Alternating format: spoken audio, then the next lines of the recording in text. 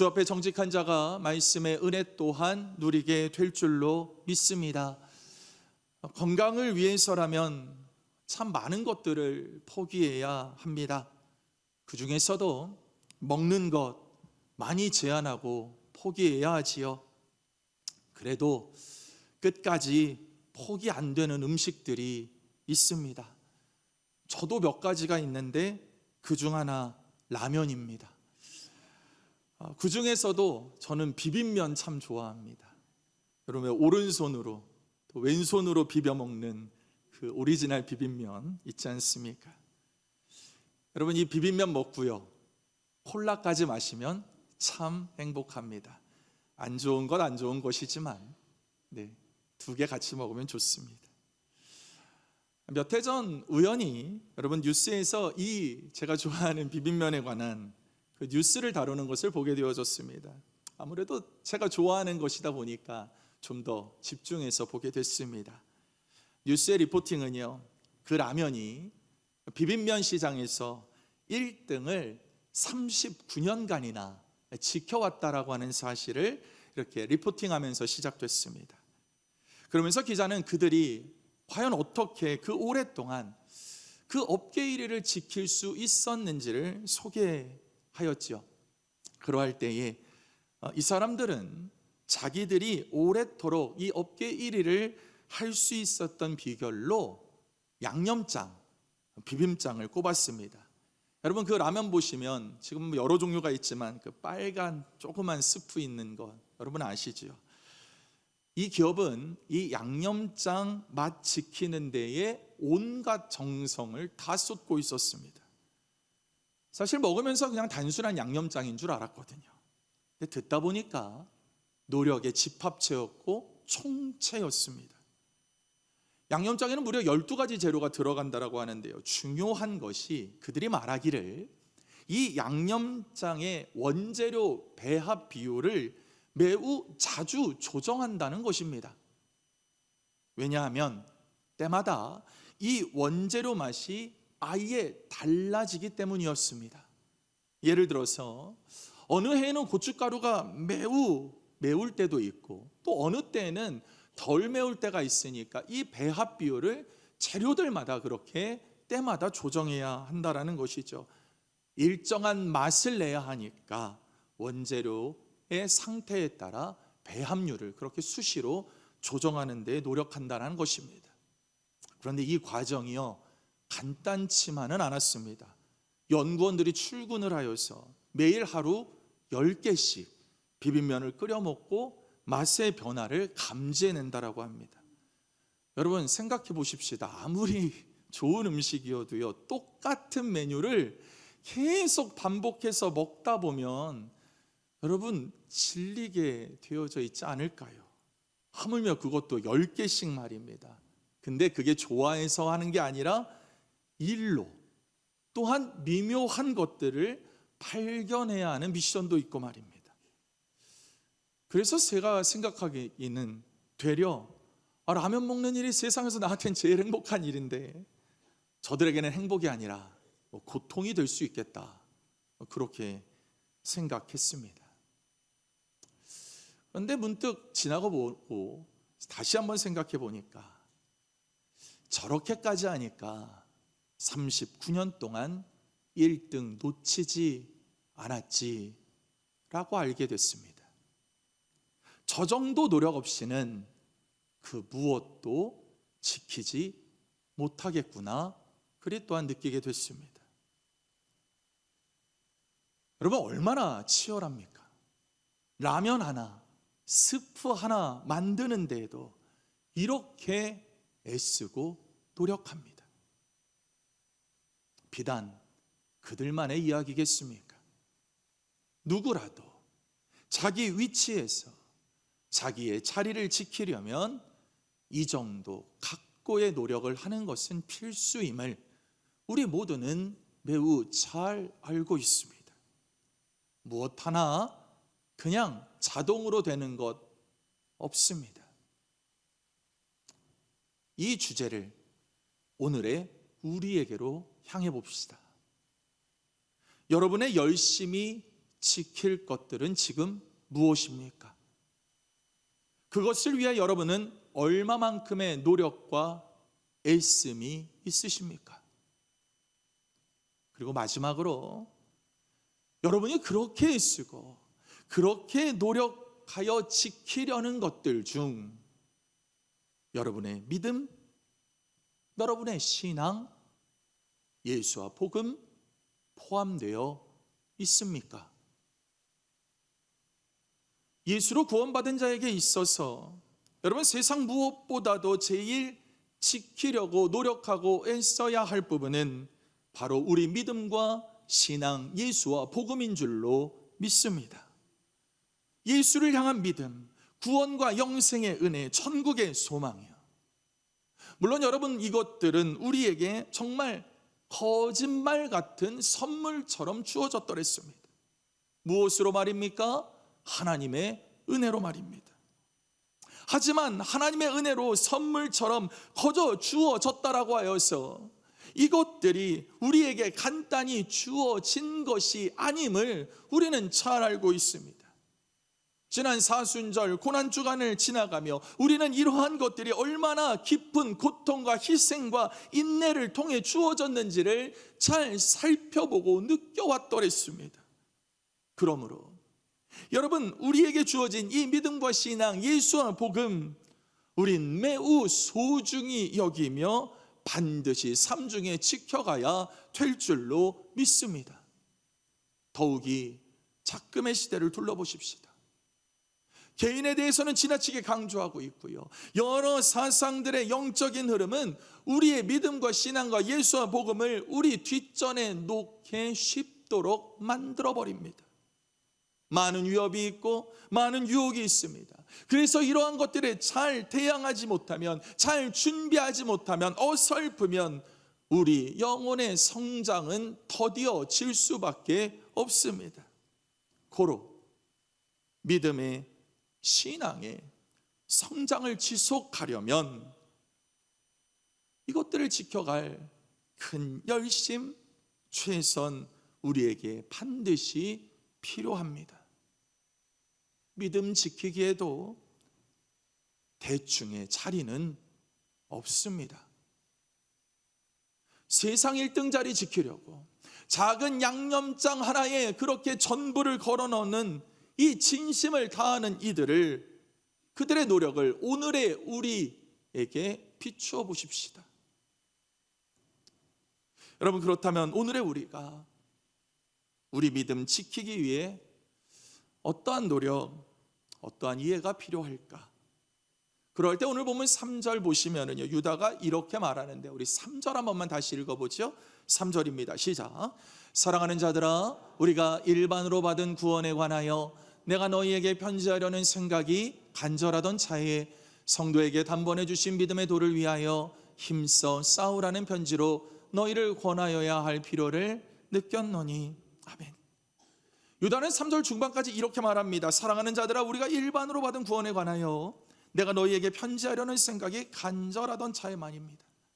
유다는 예수로 구원받은 자들에게, 성도들에게 그들이 이미 받은 구원에 대하여서 다시금 분명하게 가르칠 필요가 있음을 느꼈다고 그렇게 말하고 있습니다. 이미 아는 것일 텐데, 이미 구원받은 자인데 유다는 왜 이러한 필요를 느끼게 되었을까요? 당시에 영적인 혼탁함이 심각했기 때문입니다.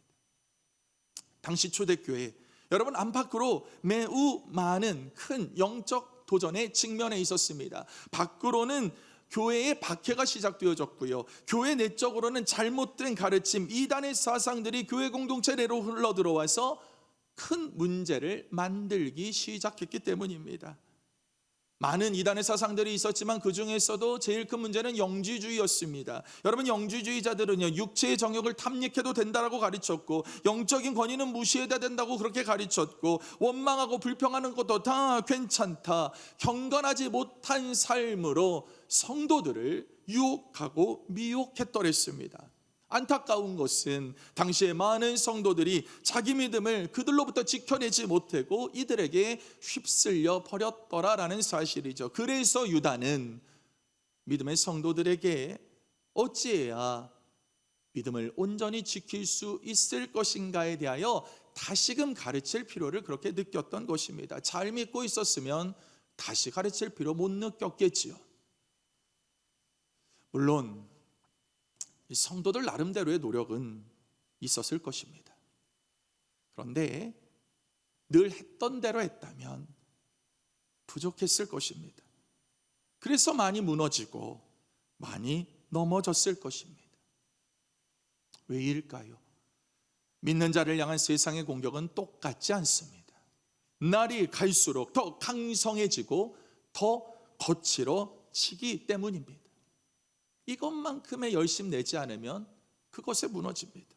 그래서 유다도 다시금 가르치고 업데이트하려는 것이었죠. 사랑하는 여러분, 이것이 오늘의 우리에게도 동일한 줄로 믿습니다. 우리도 우리의 믿음을 지키기 위한 나름의 열심들과 방책들을 매일같이 강구해 놓아야 되는 것입니다. 우리를 향한 세상의 공격도 날마다 강성해지기 때문이죠. 여러분, 오늘 우리는 유다의 권면을 통하여서 우리 신앙을 위해 우리가 대체 얼만큼 노력해야 할지를 살펴볼 것입니다. 또한 어떤 대상을 향하여 우리의 믿음을 잘 지켜가야 할지도 함께 생각해 보고자 합니다. 먼저 본문이 말하는 믿음 지키기에 대한 첫 번째 이해는요, 믿음 지키려면 죽기 살기로 싸워야 합니다. 믿음 지키려면 죽기 살기로 싸워야 합니다. 3절 중반 이후 말씀 다시 한번 보십시다. 성도에게 단번에 주신 믿음의 도를 위하여 힘써 싸우라는 편지로 너희를 권하여야 할 필요를 느꼈노니 라고 유다는 말합니다. 유다 여기에서 성도들을 말하는데요, 성도는 구원받은 자를 나타내는 분명한 구분입니다. 그런데 여기에서 우리가 이 앞에 있는 말을 좀 살펴보아야 하는데요, 뒤에 있는 말, 성도에게 단번에게 주신 무엇 말입니까? 믿음의 도요. 단번에 주신 믿음의 도는 무엇을 말할까요? 이는 오직 단 한 분 예수 그리스도를 통해서만 가능한 구원의 단회성 사건을 뜻하는 표현입니다. 사랑하는 여러분, 예수 믿어 구원 받음은 단 한 번의 사건인 줄로 믿습니다. 여러 번 멀티플로 일어나는 일이 아닙니다. 그리고 이는 오직 우리 구주 예수 그리스도로만 가능한 일입니다. 유다는 이를 강조하려고 그냥 믿음의 도를 하지 않고 단번에 주신 믿음의 도라 그렇게 말하고 있는 것입니다. 이는 또한 당대의 많은 이단의 사상들과 온전한 믿음을 구별해 놓을 수 있는 간단하지만 정확한 표현이었습니다. 많은 것들이 구원이 있다 말할 때 오직 단 한 분 예수 그리스도를 믿는 단 한 번의 사건, 그것을 강조하는 유다의 의도가 여기 담겨 있습니다. 나아가서요, 여러분, 뒤에 이어질 내용과도 연결되는 부분이 있습니다. 말씀드렸다시피 구원은 예수 그리스도를 믿어 단번에 이루어지는 일이지만 그것을 지켜가는 일은 우리 평생토록 지속될 일입니다. 이를 비교하고 또 이에 대한 열심을 요청하려고 유다는 단번에 주신 믿음의 도란 표현을 여기에 쓰고 있는 것입니다. 그래서 저도 오늘의 설교의 제목을 구원은 단번에, 싸움은 끝까지 이리 정해보았습니다. 본문으로 다시 돌아와서요, 그래서 여러분, 유다는 예수 믿어 단번에 구원받은 이들에게 지금 무엇을 권면합니까? 이것을 위해서 힘써 싸울 것을 말합니다.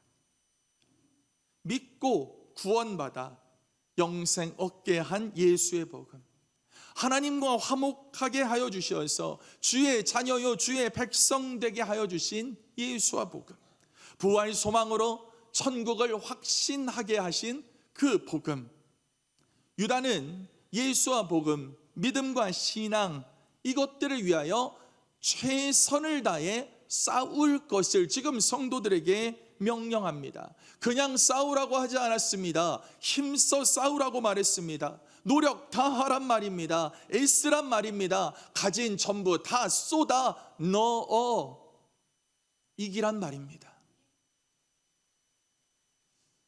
그럼 대체 어느 정도 여러분 최선 다해야 할까요?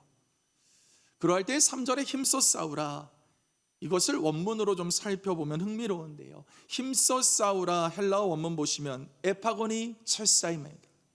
에파고니 체사이, 이는 열심히 노력하다라고 하는 뜻의 헬라어 단어입니다. 한글 번역도 힘써 싸우라고 되어 있으니까 비슷하게 번역되어 있는 것 같습니다. 그런데 여러분, 이 원문의 특성이 있습니다.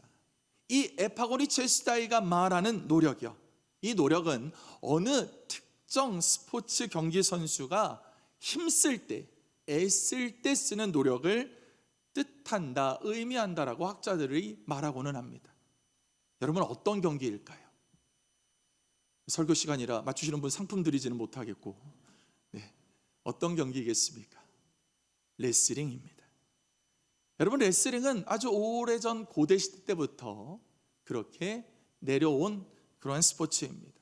당시 헬라 문화권 또 로마 문화권에서는 이 레슬링이 매우 큰 인기가 있는 스포츠였고요, 이 에파고니 체스다이가 뜻하는 노력의 배경에는 레슬링 선수가 경기에 최선을 다할 때 쓰는 노력의 의미가 포함되어 있다, 학자들이 말하고는 합니다. 그럼 또 한번 생각해 볼 수 있겠죠. 많고 많은 스포츠가 있는데 구태여 왜 레슬링을 택했을까? 그와 관련되어져 있는 이 에파고니 체스다이를 유다는 선택해서 사용했을까? 몇 가지 이유가 있다 추측해 보게 되었습니다. 먼저 여러분, 레슬링만큼 가장 원초적인 스포츠도 없습니다. 가장 기초적이고 기본적인 스포츠가 바로 레슬링입니다. 장비 같은 거 필요 없습니다. 내가 가진 힘으로요, 오직 상대와 나만 존재하는 경기장에서 그렇게 겨루는 스포츠가 레슬링이죠. 올림픽 경기 보시면 여러분, 레슬링 종목에 복식은 더블은 없습니다. 전부 다 1대1의 싸움인 것을 우리가 볼 수 있지요. 뭐와 유사합니까? 우리의 영적인 전투와 유사합니다. 우리의 영적인 전투요, 내가 갖고 있는 가장 기본적인 그러한 영과 말씀으로 악한 것들과 내가 홀로 맞서 싸우는 것, 1대1의 싸움, 그것이 레슬링과 닮아 있습니다. 다른 누구도 도와줄 수 없습니다. 영적인 전투는 오롯이 나 홀로 감당할 몫이지 않습니까? 그래서 이에 비유할 때 레슬링만한 것도 없습니다. 유다는 각 개인이 처할 영적 전투의 그 상황을 1대1 경기의 레슬링에 비유합니다. 두 번째, 여러분, 죄에 대한 영적인 승리 또 패배를 비유하기에도 레슬링이 참 적합했습니다. 레슬링은 기본적으로 내가 상대방을 많이 넘어뜨리거나 넘겨야 승리하는 스포츠입니다. 그것으로 포인트를 얻어 승패를 가르죠. 그럼 반대로 생각해 봅시다. 내가 지지 않으려면 어떻게 해야 될까요? 절대로 상대방의 힘에 넘어가거나 쓰러져서는 안 되겠지요. 그럼 상대방에게 점수 주는 거니까요. 죄에 대한 승리의 이해도 이와 유사합니다.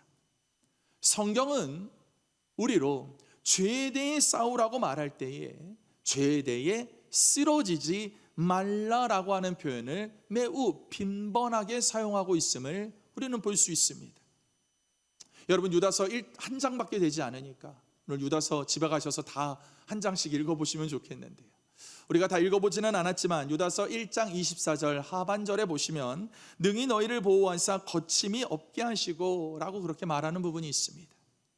여러분, 여기 거침이 없게 하시고라고 되어져 있지만 이 뜻을 원문으로 보면은요, 넘어지지 않게 하시고 라고 하는 원문의 뜻이 있다, 학자들은 그렇게 말합니다. 무엇일까요?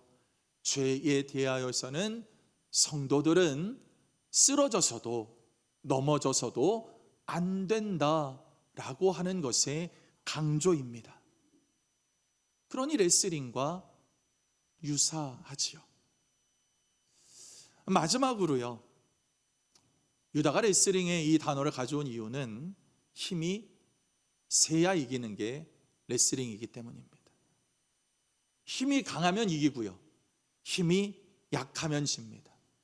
여러분, 레슬링 경기 보십시다. 보면 정말 힘의 향연입니다.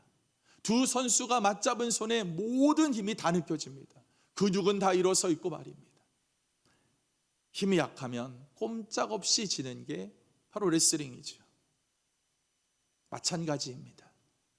죄에 이기려면 우리의 영적인 힘도 강해야 이길 수 있는 줄로 믿습니다. 죄에 이기려면 우리의 영이 강성해야 합니다. 그런데 생각해 볼까요? 우리 그만큼 강합니까? 그만큼 명민합니까? 죄에 대해 우리는 늘 너무나도 연약한 존재들임을 고백하지 않을 수 없습니다. 늘 부족한 우리 힘과 능력을 우리는 경험하고는 합니다. 어떻게 해야 할까요? 죄보다 강해야 죄를 이길 텐데 말입니다.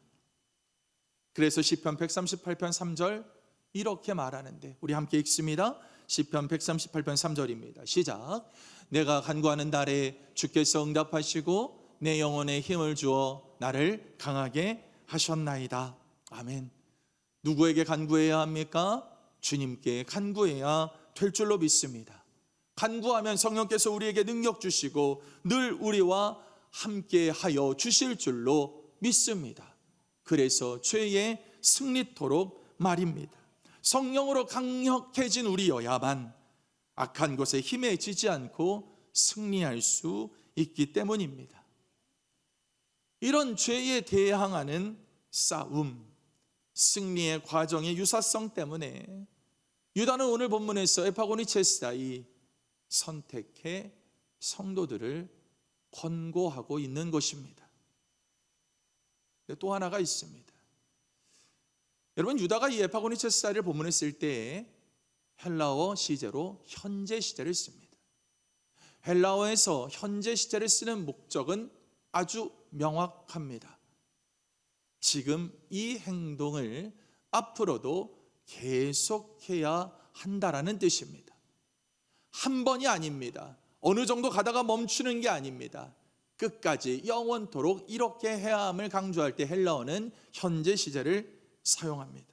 무엇이겠습니까? 복음을 지키고 죄악에 넘어가지 않으며 믿음의 승리를 위한 노력은 한 번이 아니라, 어느 정도가 아니라 주님 다시 오실 때까지 끊임없이 이어져야 함을 그는 아주 철저하고 분명하게 여기에서 강조하고 있는 것입니다.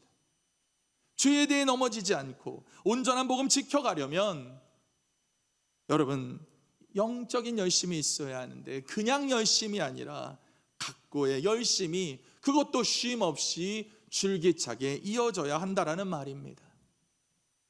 그럴 때 바울 고린도전서 10장 12절에 이렇게 경고하는데요. 함께 읽죠. 고린도전서 10장 12절입니다. 시작. 그런즉 선줄로 생각하는 자는 넘어질까 조심하라. 아멘. 안심할 데 없습니다. 구원받았습니까? 그것으로 멈춰 설 것도 아닙니다. 선줄로 생각하는 순간 넘어지고 쓰러질 수 있음을 바울은 경고합니다. 여러분, 우린 예수 믿어 단번에 구원받았습니다. 하지만 여러분, 믿음의 여정은 이제 시작입니다. 주님 만날 때까지 말입니다. 오늘의 우리여, 우리를 구원한 예수와 복음 순전하게 지켜가면 물론이거니와 악한 것들에 지지 않고 승리에 사는 노력 계속 이어져 갈 수 있는 우리 되어지기를 주님의 이름으로 축원합니다.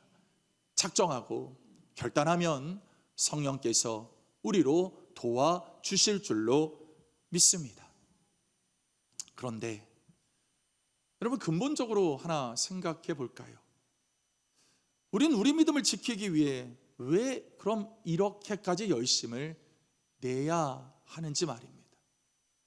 그냥 대충 적당히 해도 지켜지면 좋겠는데 말입니다. 왜 모든 것들을 다 쏟는 노력과 애씀들을 해야 할까요? 앞서 잠시 봤지만 우리 믿음 공격하는 것이 우리 주변에 매우 많이 있기 때문입니다. 본문이 말하는 믿음 지키기의 두 번째 이해는요, 죄는 우리 가까이에 있습니다. 우리 가장 가까이에 있습니다. 본문 4절 이렇게 말하는데요, 이는 가만히 들어온 사람 몇이 있음이라. 그들은 옛적부터 이 판결을 받기로 미리 기록된 자니 경건하지 아니하여 우리 하나님의 은혜를 도리어 방탕한 것으로 바꾸고 홀로 하나이신 주제 곧 우리 주 예수 그리스도를 부인하는 자니라 라고 말이죠. 여기 유다는 자신이 이렇게까지 성도들에게 힘써 싸우기를 요청한 구체적인 이유에 대해 좀 더 설명하고 있는데, 누구 때문입니까? 가만히 들어온 사람 몇 명 때문입니다. 여러분, 이 표현 잘 기억하십시다. 많은 의미를 담고 있습니다. 먼저 가만히 들어온, 헬라어 원문으로 보면 파레이세디산이라고 말하는데요, 이 파레이세디산은 아주 은밀히 숨어 들어온 것을 말합니다. 그냥 들어온 것도 아니고 그냥 숨어온 것도 아니고 아무도 모르게 은밀하게 숨어 들어온 표현, 그것을 지금 유다가 사용하고 있습니다. 흥미로운 점이 있습니다. 여러분, 신약에서 유다만 이 단어를 쓴 것이 아니라요, 유다만이 아니라 바울과 베드로도 이 동일한 단어를 똑같이 씁니다. 누구를 향해 썼을까요? 초대교회 공동체에 숨어 은밀히 들어온 죄악된 자들을 가리킬 때에 바울도 베드로도 이 단어를 썼다라고 말합니다. 유다도 썼고 바울도 썼고 베드로도 썼다. 여러분, 이것은 무엇을 뜻할까요? 당시 초대교회 내에 잘못된 믿음을 갖고 있었더니 그것을 따랐던 이들이 실로 많았다라는 것을 이 세 사람의 똑같은 단어 사용을 통하여 우리가 알 수 있습니다. 그런데 더 충격적인 게 있습니다. 여러분, 이들이 전혀 모르는 자들이 아니라 다 아는 사람이었다라는 점이죠. 유다 여기서 사람 몇 이렇게 표현하고 있는데요, 이건 불특정한 사람들을 가리키는 말이 아니라요, 정확하게 누구인지를 아는데 이름만 말하지 않은 것입니다. 분명히 누구인지를 알고 가리키는 표현이 사람 몇 원문에 그렇게 있습니다. 쉽게 말하면 교회 공동체 모두가 아는 사람이라는 것입니다. 근데 그들 숫자 많지 않음이 더 심각해 보입니다. 그들 몇이라고 했으니까요, 적은 수였습니다. 그런데 적은 그들 그 영향력은 매우 심각했다라는 것이죠. 죄의 특성이 여기에서 나타납니다. 여러분, 죄는 조금이어도 영향력은 큽니다. 죄에는 전가성이 있고 죄에는 확장과 전염성이 있기 때문입니다. 사람 몇이라고 해도 그들 때문에 공동체 전부가 흔들린 것이죠. 믿음 제대로 지키지 못한 몇몇 때문에 결국 많은 일들이 일어나기 시작합니다. 그리고 결국 그들은 예수와 복음, 믿음과 말씀을 온전히 지켜가기는커녕 맞서고 거스르는 일들을 자행합니다. 유다가 이것을 말한 이유는 무엇일까요? 유다는 성도를 흔드는 죄는 매우 가까이에 있음을 재확인시키고 경계하게 만들고 있는 것입니다. 우리의 삶도 마찬가지 아닙니까? 우리 많은 죄에 이미 노출되어져 있습니다. 거룩하고 존귀한 삶 살아가려 하지만 우리 가장 가까이에 여러 유혹들이 있는 것을 우리는 잘 알고 있지 않습니까? 이를 늘 경계하고 분별해 살아가야 하는 것, 바울은 이 편지를 받는 이들과 오늘의 우리에게 그렇게 권고하고 있습니다. 그럼 그런 사람들은 어떠한 사람들을 말할까? 유다는 가만히 들어온 사람들의 특징을 4절 중반 이후에서 좀 더 자세히 설명하는데요, 경건하지 아니하여 우리 하나님의 은혜를 도리어 방탕한 것으로 바꾸고 홀로 하나이신 주제 곧 우리 주 예수 그리스도를 부인하는 자. 유다는 이렇게 설명해 놓습니다. 이렇게 왜 자세히 설명해 놓을까요? 이것 읽고 그들을 잘 분별하고 멀리 하라는 의도입니다. 먼저 온전한 믿음에 대항하는 자들에게 있는 첫 번째 특징, 경건하지 않는 복음과 분리된 삶을 사는 자가 믿음에 대항하는 자입니다. 여러분, 사실 이들도요, 복음이 가르치는, 복음이 이루기를 바라는 삶을 알았을 것입니다. 앞서 말했듯이 그들도 교회 공동체 내에 있었기 때문이지요. 문제는 무엇일까요? 알기만 했지 삶에는 변화가 없었더라라는 점입니다. 복음과 삶을, 예수와 삶을 철저히 이분법적으로 나눠 살았기 때문입니다. 겉과 속이 다르고 앞과 뒤가 다른 그러한 삶을 사는 자들 말입니다. 우리가 중요하게 생각할 것은 하나님이 제일 싫어하시는 사람이 이런 부류입니다. 이사야 1장 13절로 14절 말씀 보시면 하나님은 예배만 잘 드리고 삶은 엉망인 자를 얼마나 싫어하시는지를 매우 적나라하게 말씀하셨더랬습니다. 주님이 제일 싫어하는 자들입니다. 하나님이 주신 은혜는 낭비하고 예수와 복음을 헛되게 하는 자들에게 있는 대표적 특징, 삶과 믿음의 철저한 분리, 그것입니다. 온전한 믿음에 대항하는 이들의 두 번째 특징은 하나님의 은혜를 늘 죄로 받고 사는 사람들입니다. 4절에 보시면 여러분, 유다는 하나님의 은혜 말합니다. 여러분, 이 하나님의 은혜는요, 죄로부터 인간을 자유하게 하신 예수 그리스도의 값비싼 공로를 말하죠. 그런데 그것을 무엇으로 바꿉니까? 방탕한 것으로 바꾼다 말합니다. 예수 그리스도의 공로를 죄로 다시 재치환하고 있는 것을 봅니다. 우리 예수님 인간을 죄로부터 자유하게 하시려고 그렇게 각고의 노력, 생명도 내어주셨건만 여러분, 이 방탕한 자들은 스스로 거기에서 떠나 죄의 얽매이기를 작정하고 있습니다. 돌아서지 말아야 하는데 늘 돌아서는 인생들이 있습니다. 그러지 말아야 하는데 말만 하는 사람들이 있습니다. 삶의 변화 없는 사람들. 믿음은 못 지키고 하나님의 은혜는 낭비하며 예수 부인하는 자의 가장 큰 특징이 바로 이것입니다.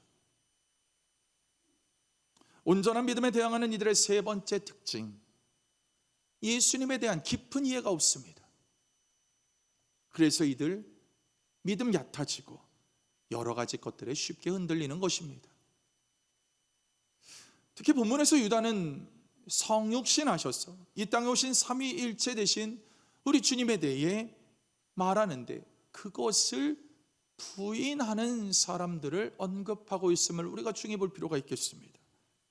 4절 중반에 보시면 홀로 하나이신 주제, 이렇게 유다가 말하죠. 여러분, 이 홀로 하나이신 주제는요, 오직 여호와 하나님만 향한 표현입니다. 다른데 이 표현 쓰일 수 없습니다. 그런데요, 여러분, 유다가 이 표현을 가지고 지금 향하고 있는, 설명하고 있는 분이 누구입니까?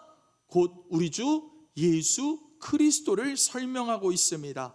하나님을 향한 표현을 가지고 예수 그리스도를 설명합니다. 이는 무엇을 의미할까요? 유다가 그냥 쓴 것이 아닙니다. 유다는 이를 통하여서 성육신하셔서 이 땅에 오신 예수님은 참 하나님이시자 참 인간 되심을 설명하는 것입니다. 간결하지만 분명합니다. 정확합니다.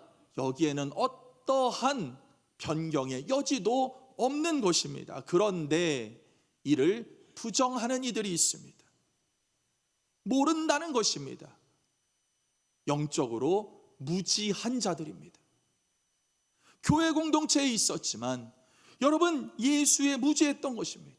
예수의 무죄했으니 믿음 흔들리고, 믿음이 흔들리니 은혜는 부족하고, 은혜가 부족하니 삶은 망가지고, 삶은 망가지니 거기에 죄악이 들어오고, 죄악이 들어오니 믿음과 삶이 분리되는 결과 얻게 된 것입니다.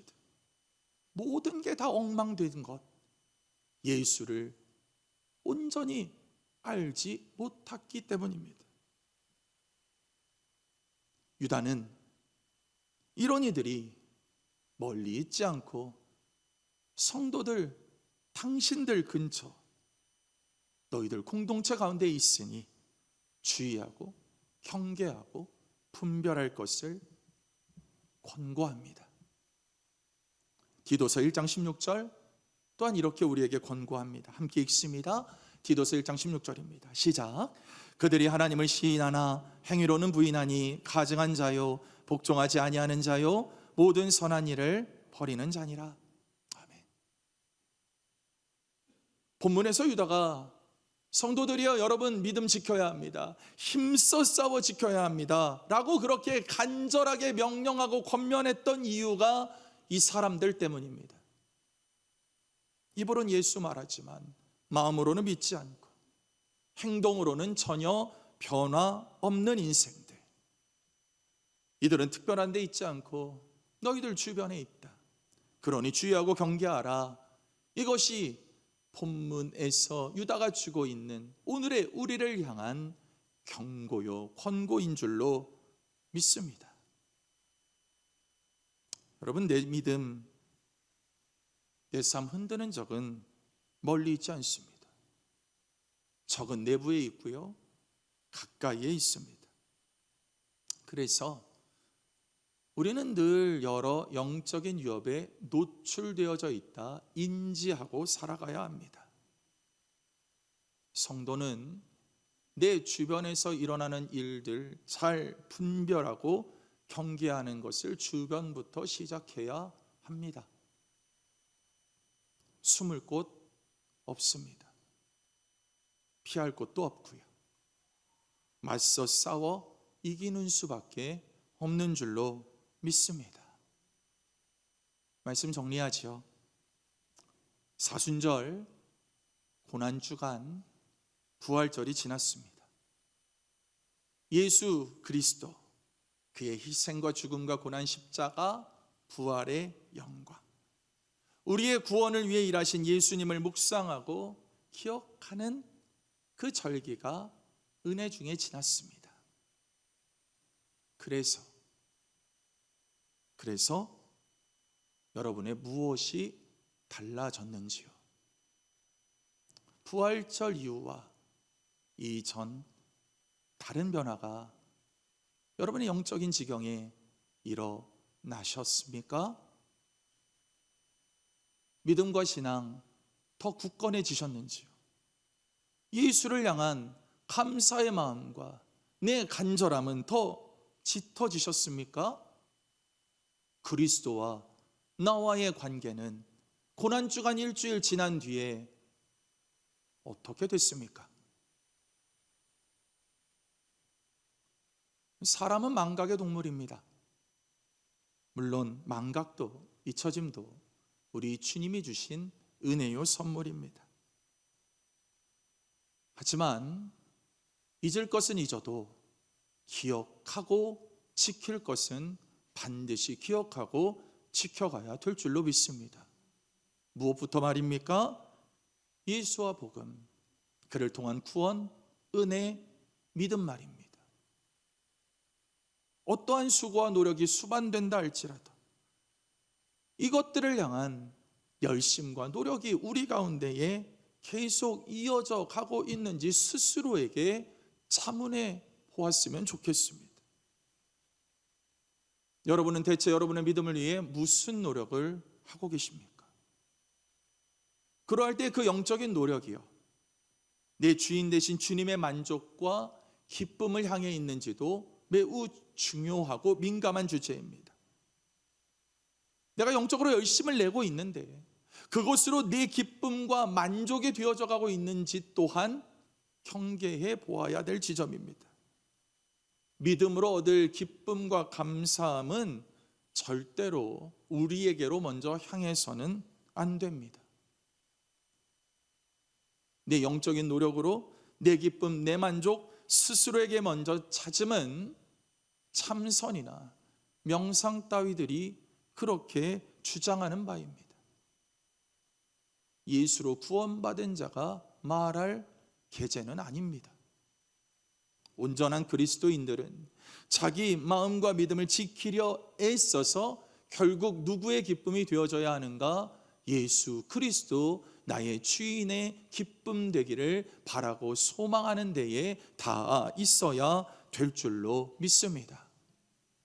예수 그리스도를 통한 단 한 번의 구원, 허나 이후 그 믿음을 여러분 지켜가려면 삶에서 할 수 있는 모든 역량을 다 쥐어짜내 그렇게 쏟아 부어야 되는 것입니다. 그렇지 않으면 먼저 됐다 할지라도 뒤에 서게 될 수도 있습니다. 세상 1등 자리, 작은 양념장 하나에도 목숨 거는 이들 보십시오. 우리의 예수와 복음이 그것보다는 더 귀하지 않습니까? 믿음과 신앙, 예수와 복음 지켜가기에 삶의 모든 노력들을 다 쏟아내 볼 수 있는 우리 되어지기를 주님의 이름으로 축원합니다. 사람은 모를 수 있어도 마음의 중심을 보시는 우리 주님 아시는 바, 우리를 기뻐하시고 또한 우리를 도와주실 줄로 믿습니다. 주님 만날 때까지 이 노력 귀히 이어져 갈 수 있는 우리 되어지기를 주님의 이름으로 축원합니다. 기도하겠습니다.